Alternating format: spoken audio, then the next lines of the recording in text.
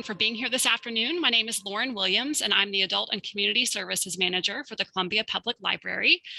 In pre-pandemic times, our resident genealogist, Tim Dollens, who's our presenter today, he did monthly programs for us live, traveling to our different branches to provide drop-in help and do other presentations. So while this online environment isn't the same, we are really glad to still be able to provide some programs via Zoom on researching our family histories. So today, Tim is going to be giving us a tour of the genealogy resource, Ancestry.com, the library edition. And typically this tool is one you have to come into the library to use because of our licensing agreement with Ancestry. But because of the pandemic, they have changed its rules for a while. So through the end of September, you can access Ancestry.com from home as well through the library's website. And Tim will demonstrate how we can do that through the research and learn section of the website. So Tim is a library associate and a 3-term past president of the Genealogical Society of Boone County in Central Missouri. He's the 2-term past president of Missouri State Genealogical Association, and he's been doing genealogy research for over 40 years. So we are very pleased to have him with us. Take it away, Tim. Good afternoon. Thanks for attending this session. As she mentioned, I usually do this class on Saturday mornings at all the branches, and I'm excited to offer this class for you today. I will tell you that this class is designed for you to actually go on the website and use it, and really for you to be able to maximize the resources. You are going to have to go to the home to our homepage, click on the icon, and just play with it and find out how it's going to help you. I'm always glad to take phone calls or emails. If you have questions, throughout the week, I'm glad to answer those. But I do want you to use the website, and let's just go ahead and get started. So if you see the screen right now, you see we're on the home page of the library. And if you'll notice on the very front, there's 3 tabs: Browse and Borrow, Download and Stream, and then Research and Learn. So when you're going to do this, you're going to go to the Research and Learn tab and just left click. And then you'll see on our screen here, the very first column, it says Topics, and just at the bottom right there, it says Genealogy. You can click on Genealogy. And the reason I'm going to Genealogy is because I want you to see not just about Ancestry, but I also want you to see some other items that our library, your library, has available to you about genealogy in general and finding your ancestry. So before I do Ancestry.com and click on that icon, I want to talk about Genealogy Guide. And basically this is just the resource that we have that we've offered to our reference staff has put together to help you find out what you can do for your own research online and what this library system has and what's local in Missouri, as well as nationally, but for more specifically Central Missouri and for Missouri resources. And we have a large collection of local history items, but we also have access, you notice, to several items that you wouldn't think about, like interlibrary loan, borrowing a book, or borrow and roll a microfilm online, like to get newspapers. Or, of course, we have Heritage Quest, which I will do a program again on that sometime within the next year, either virtually or in person, like I used to, depending on the pandemic. But I just want, so can you hear me? Oh, so now that we get back to the screen, I can click on Ancestry.com Library Edition here, which I will do. Now, if you are at home, you're going to it's going to ask you for your library card number at this point. And then once you give your library card number and your PIN, because that's how it counts you as a user, then this screen will pop up. But because I'm at a library facility, it just automatically comes up because I'm here. If you were to come to the library to use this resource, it would just use one of our public access computers. It would just pop up.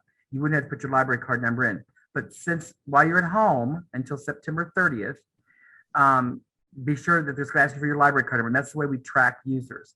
And tracking users means people are using it. So use it to your heart's content while you can, and stay safe. Okay, so let's just start with the heading. You see where the top bar up here, it says Home, Search, Message Boards, Learning Center, Charts and Forms, and New Collections. Now, you would think that I'm just going to go ahead and just go straight to Home. But I'm not going to go home, because actually, if you look at the screen, this is the home screen. If you look on this screen, you'll see everything that they have to offer on this screen are the different categories of the items that you can search for your ancestors. But what I want to talk to you about first is how to use the website more efficiently, and then go start searching for specific records within this resource. I would let you know that the Ancestry.com Library Edition is not the same as an Ancestry.com Home Edition. For one, on the Library Edition, you will get to see people's trees, and in the Libraries Edition, you'll get to see some records from, say, Canada and Europe. But if you bought the Home Edition and you didn't pick up the European collection or the Canadian collection, you won't get that. But at the Library Edition, you will get to see those records. The other thing that's different about the Library Edition and the Home Edition is that if you'll see someone's tree, you can look at someone's tree at the Library Edition, but you cannot message them. The only way you can message them is if you had your own account. But if you were to go find somebody who has an account, the Home Edition, they might message for you on your behalf to someone that you might find that you're a common ancestor with. And I can show you that today if you'd like. And I'm glad to help people out if I need to. But the other thing is about whatever you do not learn from me today on this presentation, while you're doing this, working on your own research, there's so many helpful tools on this that are going to help you guide you through your research. That you're going to be able to find what you can that's on here. Not everything's here. Don't ever think that everything in the world is online. It is not. And it's not on this website.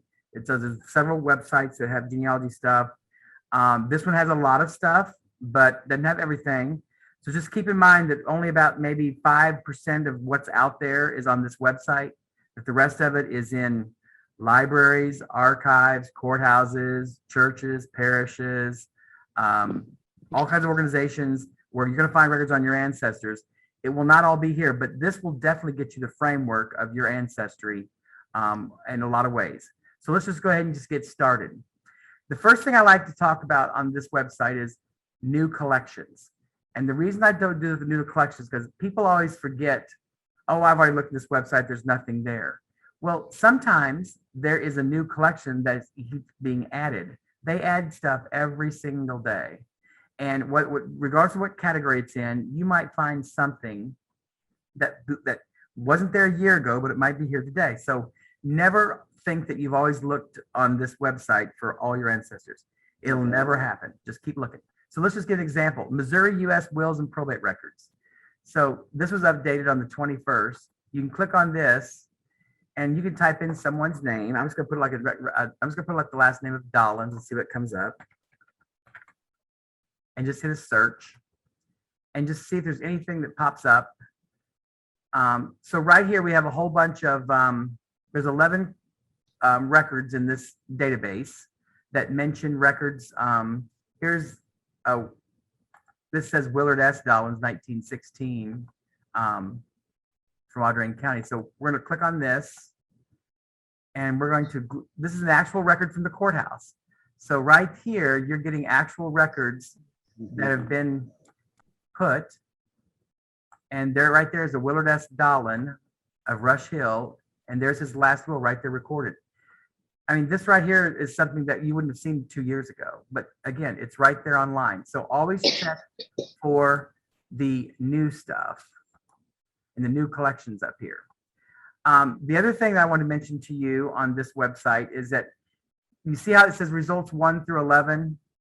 That means there's only 11, but if there'd been more pages, you could have clicked on here and gone to the next 20 or 50 to the lower right-hand corner and just kept going on and on.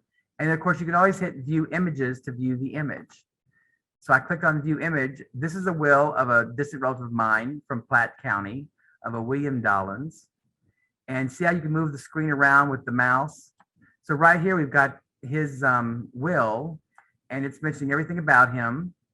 Now, something else that people have an issue with on some of these websites is, okay, I want a copy of that, or I want to share this.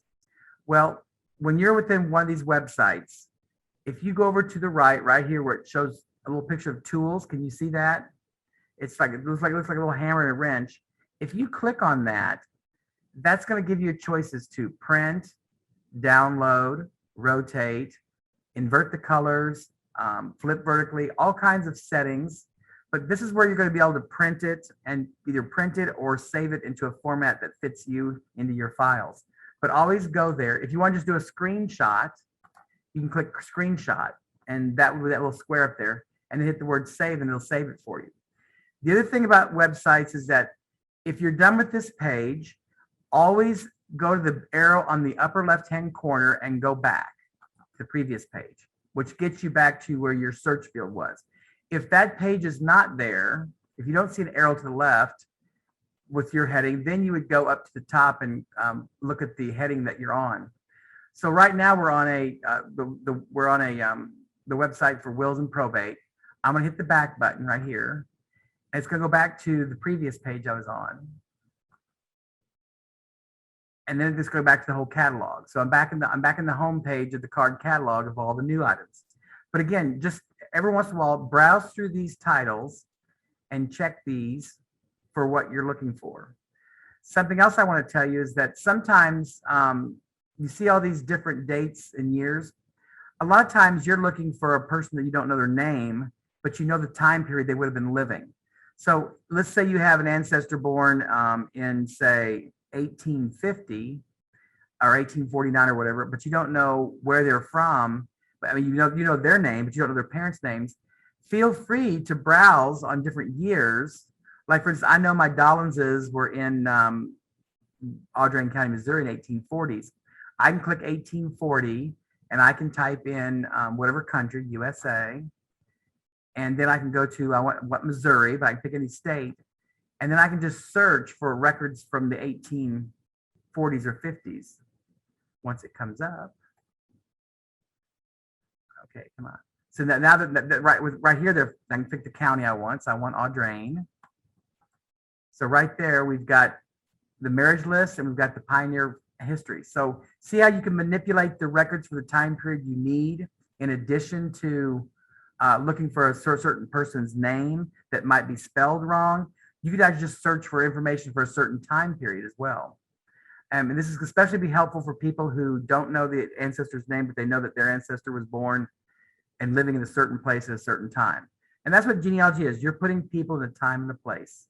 And so right here, Missouri Pioneer Family History, you can click on this and you can probably type on, like, I know that my Yates are in that.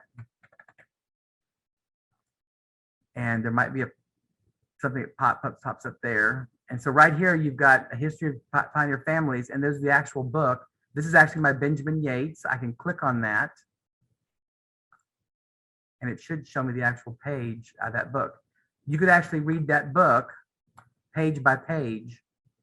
And this is about my ancestor, whose children, 6 of them came to Audrain and Callaway County, Missouri. But there's my Benjamin Yates, and I can read that book right there.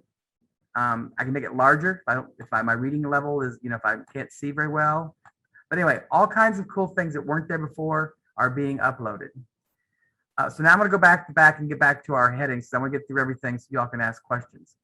You notice I still have on the screen up here, home, search, message boards, learning center, charts and forms, and new collections.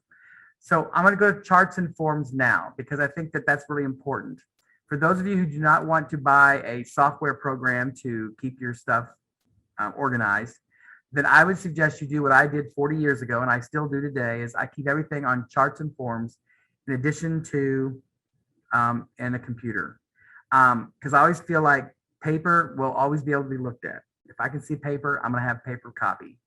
And my paper copy will eventually be donated to the State Historical Society when I'm, a little older, a little grayer. But this is what I start with, and I still do this today. I put things on the charts and forms. So the ancestral chart is basically your pedigree. So see where I click on download form?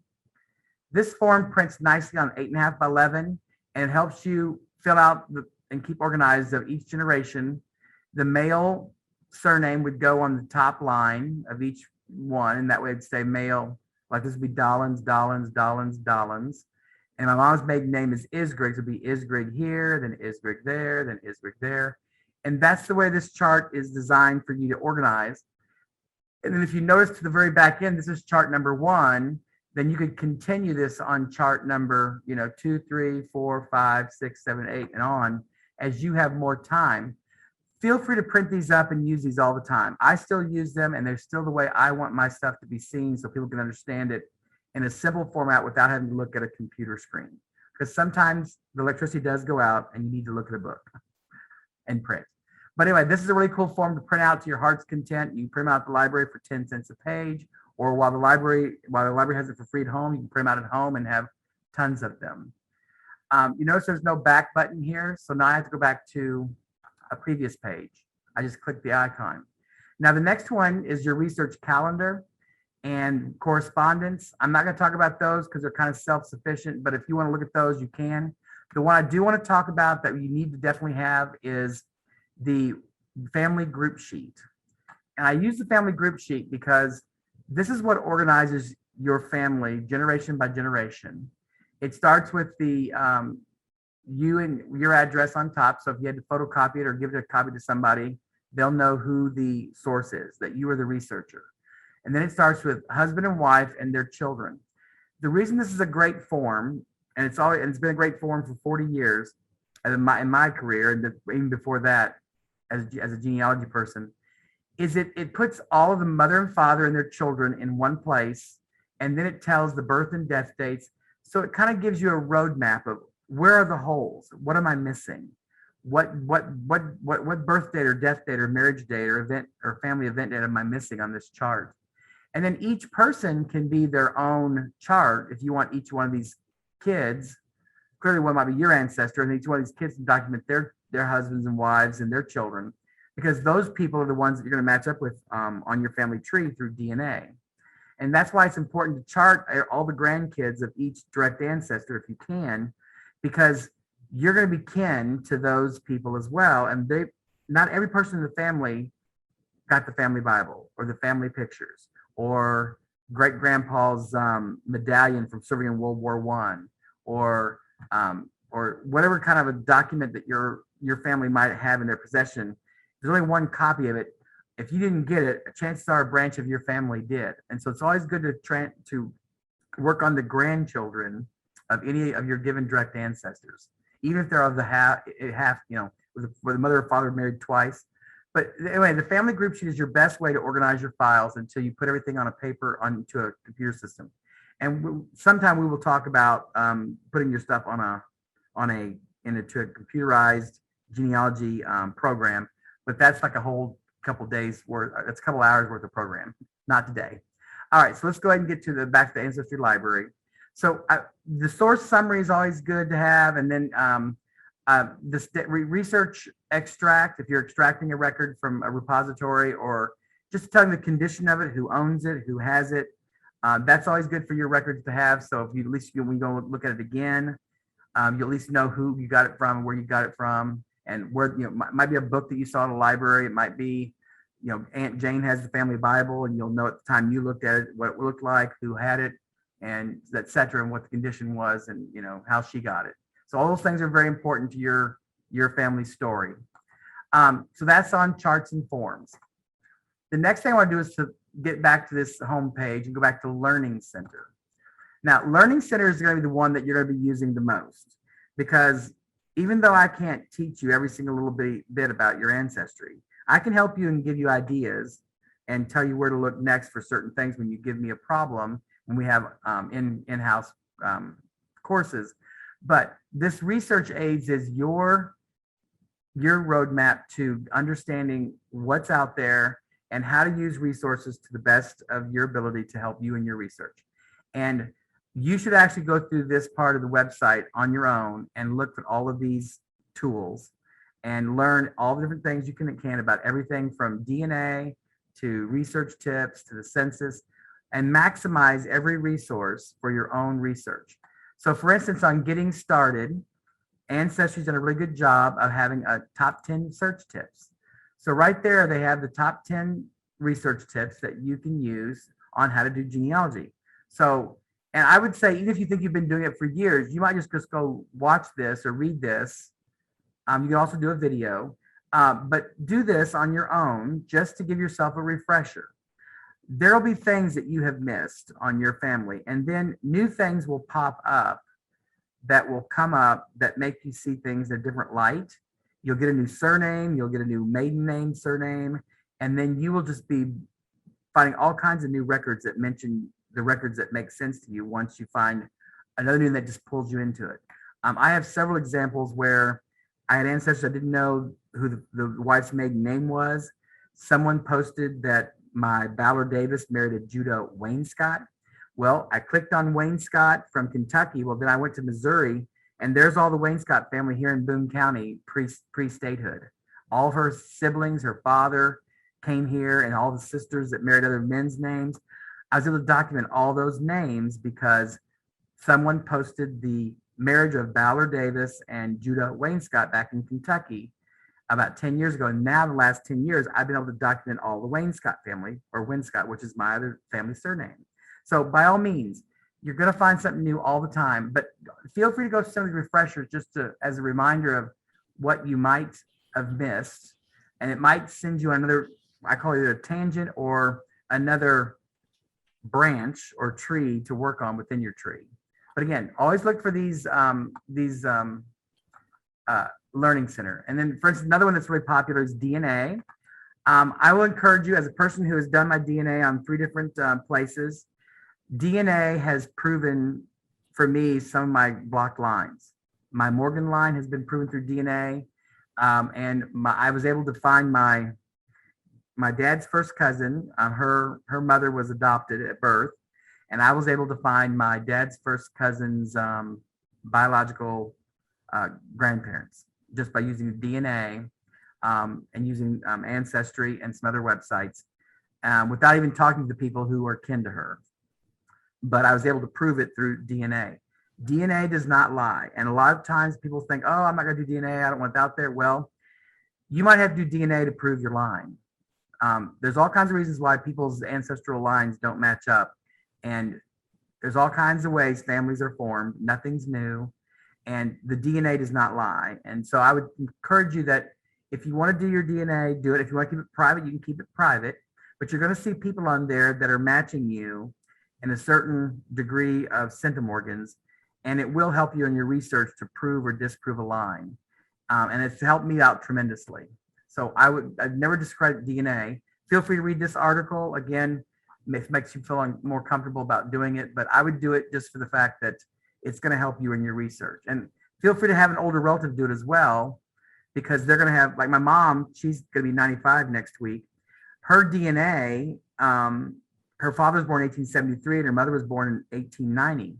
So that DNA is matching with thousands of people that have gotten their DNA done, because so many descendants from my grandfather and his first cousins and second cousins have the same bloodline. So it's not necessarily pure, but it's more complete to what they're matching up with. It's not like the dilution. It gets diluted every generation. It goes farther down. But because my grandfather was born so long ago, so recently, it put you back in the 1870s. And so that's been helpful for my family to prove one of my lines that was blocked that I would never have found if I hadn't gotten DNA. Census records, I would challenge you to read the census records, because I think that they're going to give you some tips on how to use it better. I'm going to show you some examples as I get to it today in this presentation. But you should go and look at this learning center on what to expect for each year. Each year they ask different questions, and those questions will make a difference on your research. From the birth year of a parent or a child to the birthplaces for parents on there starting in 1880, to what year they immigrated to go look for naturalization records, to if you happen to have, if you're an African-American family, the slave schedules will help you navigate some of the surnames in the areas where your ancestors lived, were born. So the census records are a very, very important research tool. And so use their guide for that. And of course, you see this beyond the basics. Cemeteries are really cool. You should always do the cemeteries and check out those.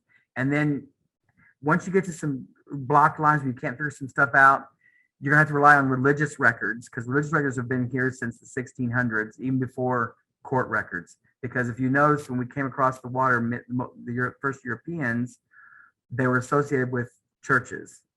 And the church records from other countries and this country are going to have records if they're still in existence. And in Europe, it'll say left for the Americas because they're not tithing anymore. And in American records, they'll just be here. And usually they're in some repository, either in the church itself or in one of their colleges or institutions or repositories for their religion. So just keep that in mind too, that there are some religious records around that will be helpful to you. Immigration records, the National Archives has a lot of those, and there's lots of guides here. Again, there's lots of things you're going to find on this website to show that. We have lots of military records. Look for those. And there's more military records that when I start having classes again, I can help you on that. That might be more complete, but you'll find lots of the information on your ancestors through military records on Ancestry.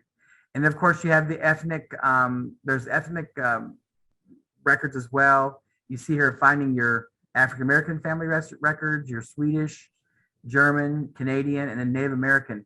All these are going to help you understand what records to look for any given population that you're searching. So if this applies to you, you should look at this as a resource to get started and start your reading on what records are available for whatever ethnic group that you belong to. There are lots of records out there. It's just a matter of you looking, and technology has totally spoiled us. Digitization has put genealogy on the forefront. Like just 20 years ago, I'd have to go to a library in Independence or Salt Lake City or Fort Wayne to go look at microfilm, roll by roll, to look town by town for people in a certain census data. Now you can just do a clip of the mouse and see someone on the computer screen. So that's just been a godsend for digitization. Just like you just saw that court record a while ago, it's just been a blessing that we have these choices now. All right, so I'm not going to talk more about Learning Center except for, you see where it says maps? Maps are very important to your genealogy because, one, people move from place to place. And with genealogy, what you're doing is you are putting a person in a time and a place. Because once you put a person in a time and a place, you're going to start looking for the records in that place for that time period that your record, and then you're looking for clues of when did they first start appearing, when did they start leaving this area, and what records do I need to go to next or to help me either go back in time or go forward. So for instance, you click on Missouri, they're going to show you a map of Missouri. And this is a current map of Missouri, but it's also giving you adjoining counties in other states. But the cool thing is that you click on any given one of these, there's a research guide on Missouri that tells you about what records to look for, and it tells you how many people were living. It tells you what other kind of records are available, not just the federal census, but it tells you other records that are available for your research in Missouri. And so this is a really nice guide for you to read each category and figure out where do I go next in either a repository or a collection online to help me in my research. So again, this is a nice little guide here. I want to get back to, let's see, Census Records. Oh, see, they actually said Ancestry is actually helping you go to the website. We're not going to do that. We're going to stay here. But anyway, always look at the boundaries for counties and understand that the boundaries change, and that you're going to have to look for various times in your history. You're going to have to look for on the maps to figure out where you're going next based on the research that you have found. Because for instance, my Benjamin Yates you saw a while ago was from Shelby County, Kentucky. So I can go click on maps and then go to Kentucky, and then I'm going to see the records on Kentucky, and I'm going to read all about probate records, land records. There's going to be all kinds of things to go look at that are going to show you what to look for.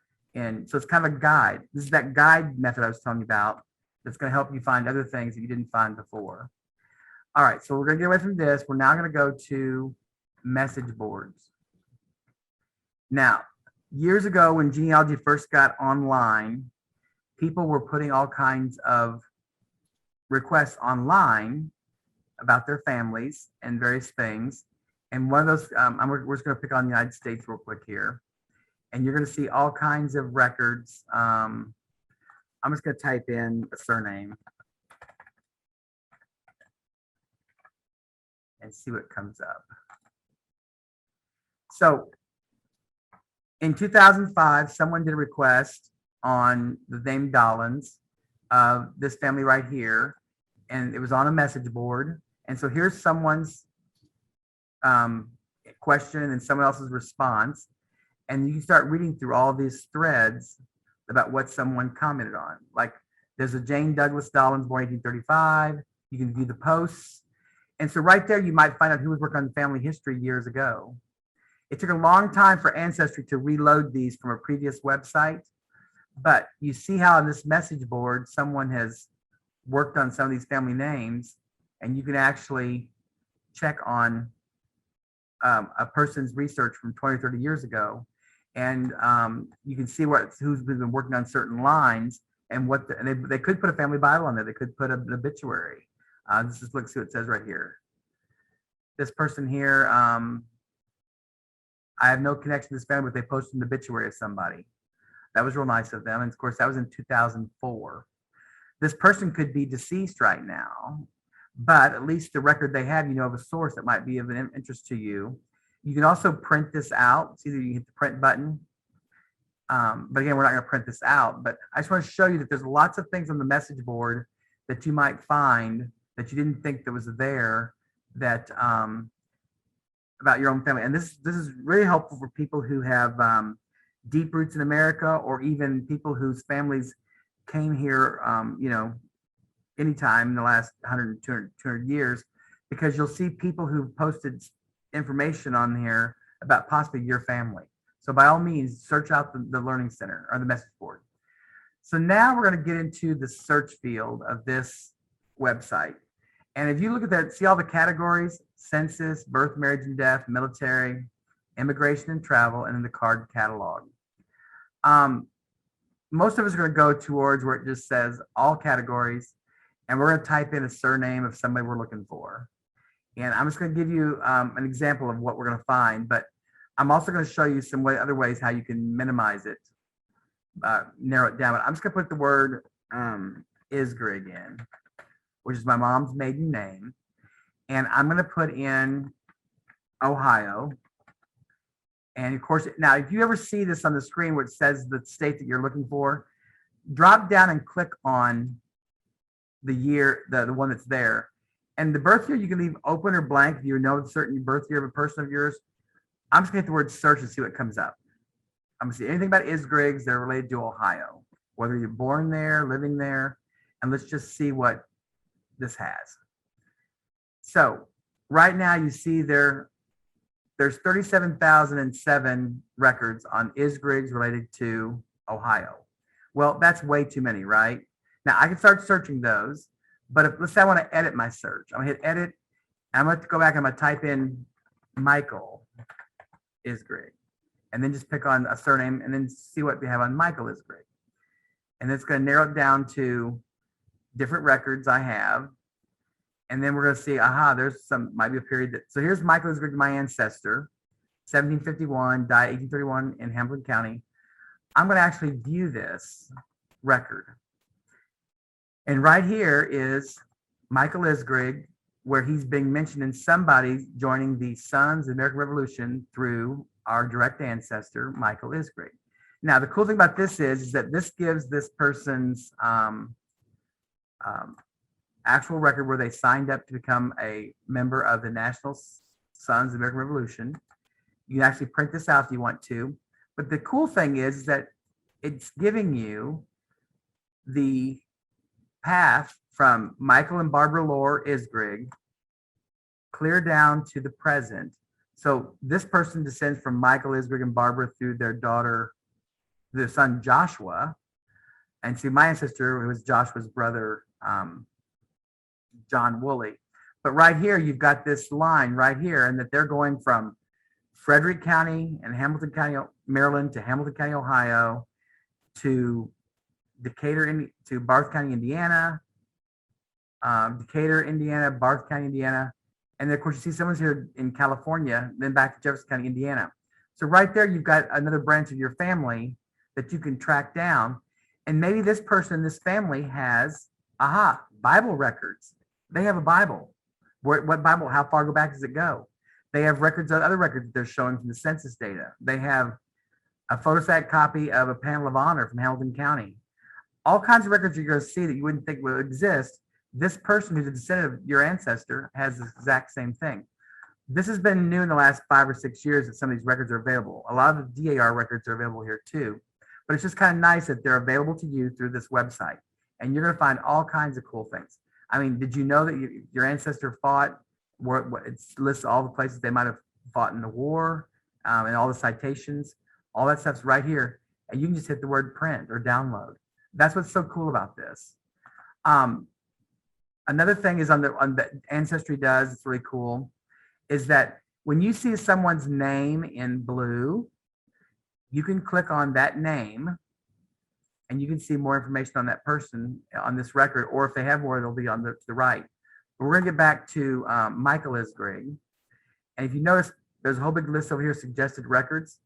So Ancestry said, there's a whole bunch of Michael Isgrigs that might be this person, they might not, but you might want to check these records.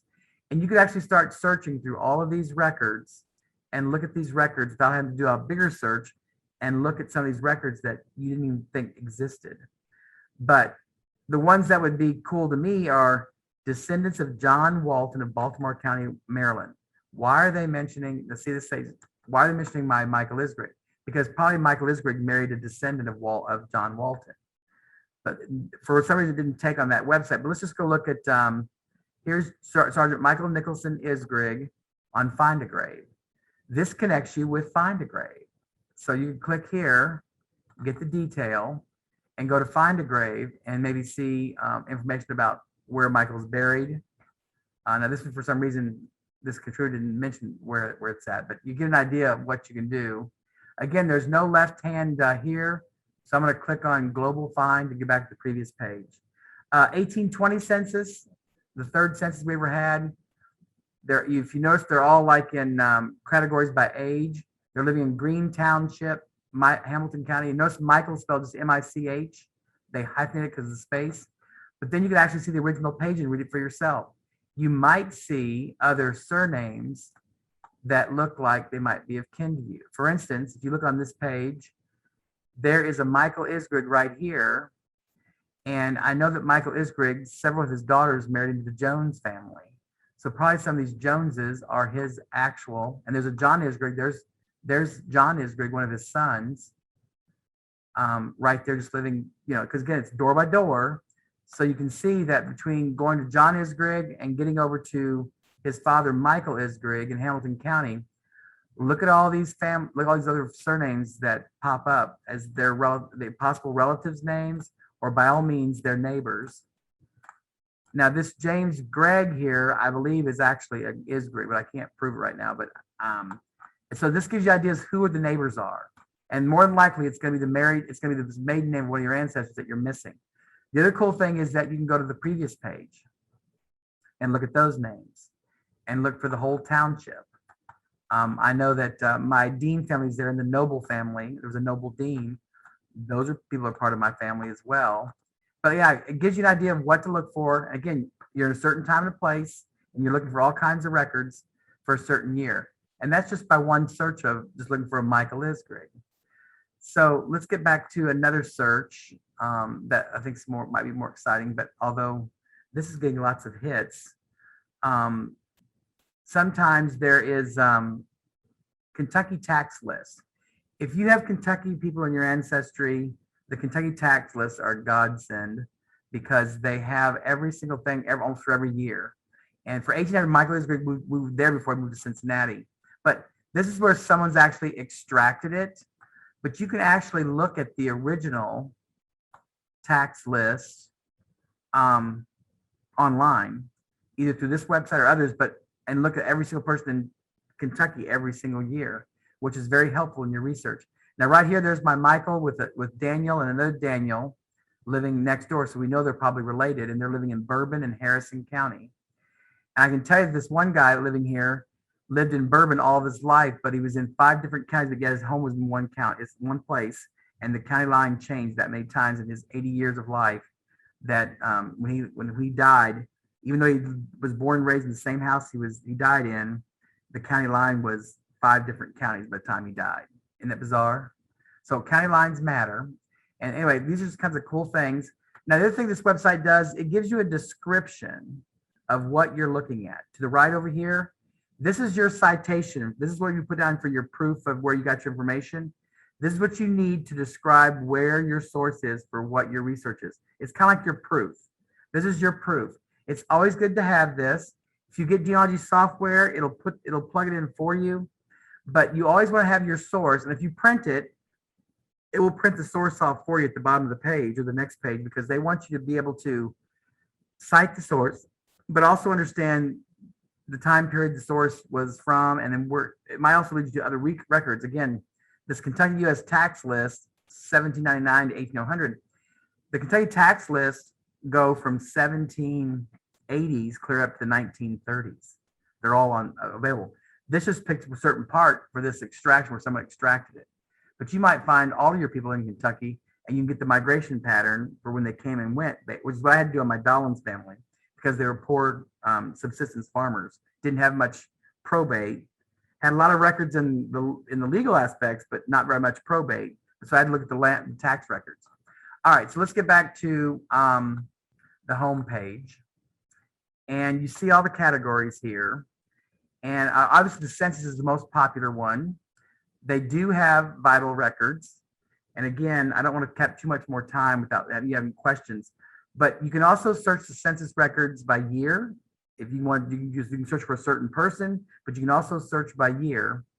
And then you can also search for your immigration person too, but just whatever category that meets your needs, you should look for that search for that item there and see if you can find what you're looking for. It's spinning. There you go. So if you know a person migrated from here from the country,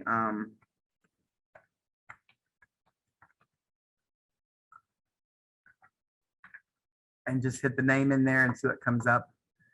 And you might just see a record where they came from. Click on the naturalization record, and you might be actually see there's a Johann Schweitzer, and this is his index card of what his file is in New York City for his naturalization records. So again, all kinds of cool stuff. You should check out if it relates to your ancestry. I'm gonna go ahead and stop right now so you can ask me questions on the chat. Again, this is a huge website that I want you to go through everything and just enjoy it to the max, because there's lots of stuff in here that you're going to be able to use to help you on your ancestry.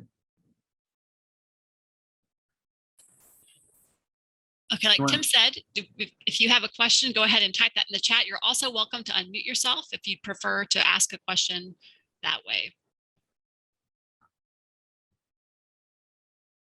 It seems like with these resources, Tim, there's almost an overwhelming amount of information, so it can be hard to know where to start. Right. What do you recommend starting with, like your own parents, for instance, and then going backwards from them? You always start from the known to the unknown. Okay. And that way, for instance, I'll just type in my father and put the birth year and see what records are available on him, and we'll just hit search. And that's really the best way to do it. I mean, you should be going generation by generation, but here's the 1930 census. He's born in 1926, the first federal record of him. This shows him with his parents. There's an extraction of it. They spelled the name A, which is just a transcription error. But if I'd click on any of these blue lines right here, I can get information on my grandpa Frankie or my grandma Irene and and then look for stuff over here on her. But you see over here, there's like on my father, there's his find a grave. There's a picture of his gravestone. If you go back over here, you can look at him on the his Social Security death index.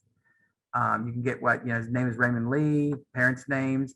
This is what's actually on the Social Security card. Once you're deceased, that becomes available to the public after so many years. And then here's his draft registration card. Very important if you have any males in your family to look at these. This was fascinating to me because it was pretty, when my dad was 19 years old, his description was pretty close to mine as far as height and weight and color of hair. Blonde hair, blue eyes, 190. I mean, my father and I are pretty close to the same size at that age. It's kind of funny.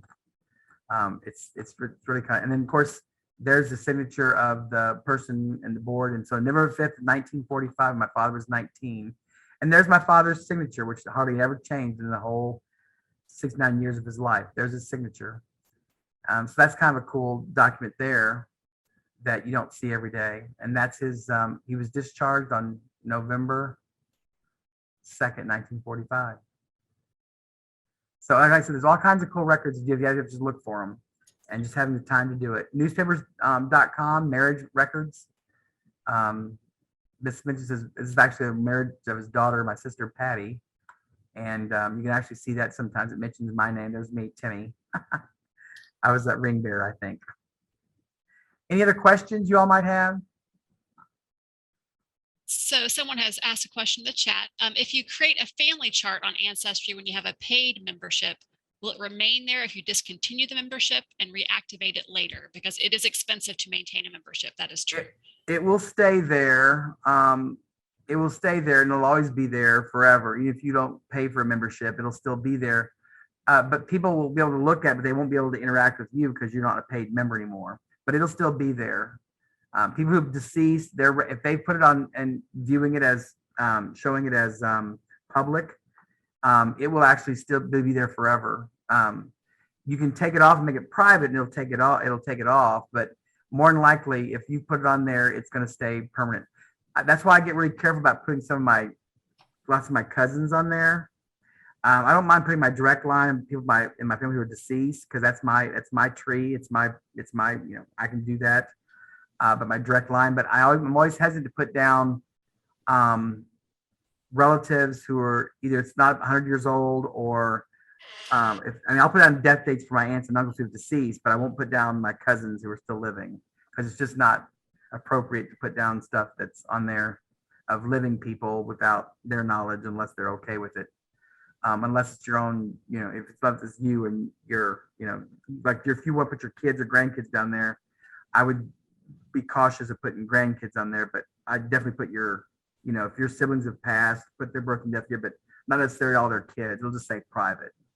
But your grandparents, great grandparents, great aunts and uncles who have deceased and been deceased for 50 years, there's no reason why you shouldn't do that. That's public documents, and especially some people have people where the DNA has proved that this is their line or not their line. That's fine too. I have a distant cousin on DNA that I know that she is my third cousin through a direct ancestor, but I know how she's kin to me, but she hasn't reached out to me on my messages, but I know how she's kin to me based on the number of centimorgans, and that's fine.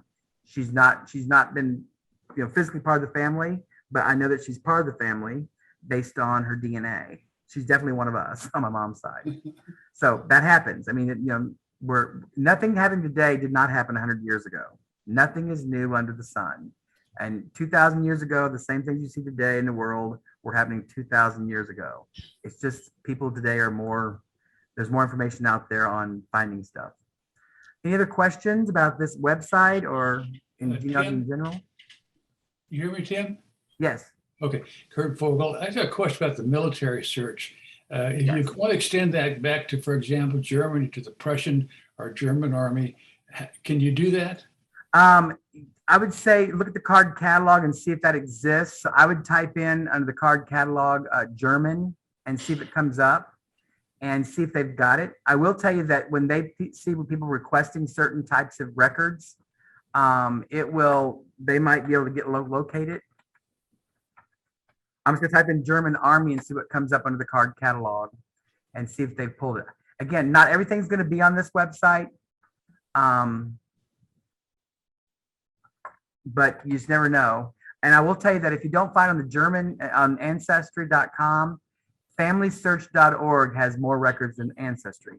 And now you see right here, I've typed in German and see what comes up here under Germany. There's all in their card catalog. These are the databases that they have searchable for you. So if anything there looks good, then I would look at that. But German casualties in the Franco-Prussian War, 1870, 1871, British and German deserters, 1774 to 1783. So this is what they have on German, and that's all. But that's all they have. But again, go to FamilySearch.org and have them and search their database and see what they have. Oh, and by the way, if you go to FamilySearch.org, you're going to have to create an account.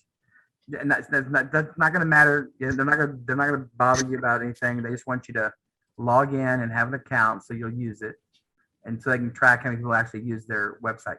But this website here, you can just, if one of these was of interest to you, you could like click on it, and then just type in your search, and go to that and search that.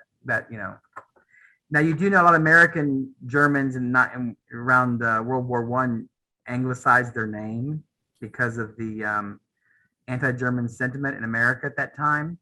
And you might also not know that there were more German soldiers fighting in the Civil War in the Union Army than there were Americans. Germans came here to fight on behalf of the Civil War. Lots of Germans came here, and they knew, part of the reason many Germans came here, even though we were in the middle of a war, our country had always taken care of our soldiers from the colonial wars clear up to the Civil War, and we haven't stopped yet. Our government always takes care of soldiers and their families, whether it's through bounty land, pensions, etc. So a person coming from the country where they were under the rights of a king, you wouldn't come under a king. You'd come live under a government that actually supports soldiers. So if you're going to be staying in Germany, you're always going to be a peasant and to a king, to the crown. But if you come to America, you'll be able to prosper if you survive the war. So just keep in mind, there are various reasons why people came to America for different reasons for their freedom, and why they'd leave a country with all their family and to come to America and start new. There are some benefits. So Tim, sorry to cut you off. We've got some other questions. I did want to point out though that Sure. that we haven't been kind to all of our soldiers, especially people of color, Black soldiers who fought. They haven't got the same benefits. So I feel like I need to make that caveat added to what you just said. We have someone who's asked about they haven't done active research for a number of years, and their records are in the Mormon software PAF. Do you have a recommendation for what software they could migrate those records to? Yes. So there's four main ones. I haven't used the fourth one because it's fairly new, but the three main ones that people are using now, one is called Roots Magic, and one is called Family Tree Maker, and the other one is it's escaping me. If you just go to Google, do a Google search and type in genealogy software, it will pop up. Legacy, yeah. But any of these you can go purchase, and actually many of these you can actually just go ahead and try them out for free. If you like their format, use them. If you don't, then just discontinue it and go buy something else. I used Family Tree for years and years ago, and then I didn't actually save it on a computer, and I lost over 5,000 entries 20 years ago. But Family Tree Maker, it's an easy one. It's well used. It's been around for years. But I know a lot of professional researchers use Roots Magic and Legacy, and probably because they don't change over all the time. But again, find the one that meets your needs and go from there, and then just start plugging it in there. Right now, I'm putting a lot of my stuff on the Ancestry website, because if I write a family history, it's going to be on the descendants of a certain couple, and those records are still going to be in a different format than my pedigree. It's going to be like the descendancy of a certain couple. And of course, all these websites do offer that kind of recording, whether it's descendancy of a couple or if it's your pedigree, your direct line. But like I said, just go do a search online, type in genealogy software, and you'll see. And most of them you can download the basic for free. And then once you get that, look at it. If you like it, don't, then just try something else. And then like Roots Magic, you only pay for an update like every 3 or 4 years. And it's like $20. So you'll pay like $50 to start out. And then like every 2 or 3 years, they'll do an upgrade. And you won't have to read anything.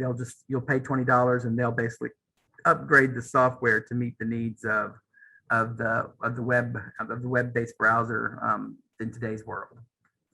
And I found the links for those Roots Magic and the Family Tree Maker and Legacy Family Tree and put those in the chat so people can have those links if they'd like them.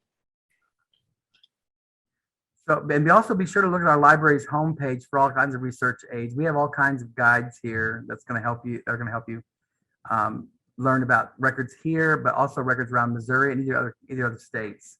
So don't ever think that everything's going to be on Ancestry.com Library Edition. It is not. Part of the reason Ancestry.com Library Edition offers it to libraries is because they want you to use it and then possibly buy your own edition. And here's what I would tell people. If you're going to be somewhere for 6 months to a year and you're going to work on your genealogy, hard and heavy, and that's all you're going to do, nothing else in life is going to be bothering you for 6 months, like a pandemic, then go buy it and enjoy it and maximize it. It'll always be there. If you want to pay for it in 6 months to a year, then don't, but it'll always be there and then go do it later, but again, it's a really cool website to put your stuff on, and it's a good way of sharing with other people. I have found so many cousins I never would have found if I hadn't got paid for my Ancestry.com home edition. But I do want people to understand that you can find a lot of cool things on the library edition, and we're very thankful that the library here has had it for over, I believe, 15 years now. It might be 20 years that we've paid that subscription.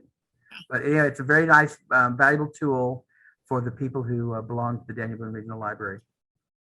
We're very fortunate. Well, Tim, thank you again for another informative, awesome session. Like Tim said, is it okay if I put your email address in the chat? Oh, please Tim? do. Yeah, please do. I'll be glad to answer emails throughout the day if I need to answer questions. And of course he has other work he has to do as well, but he will be paying attention to his email. It's just tdollens@dbrl.org, and I just put that in the chat if you want to copy that down. Thanks everyone for being here.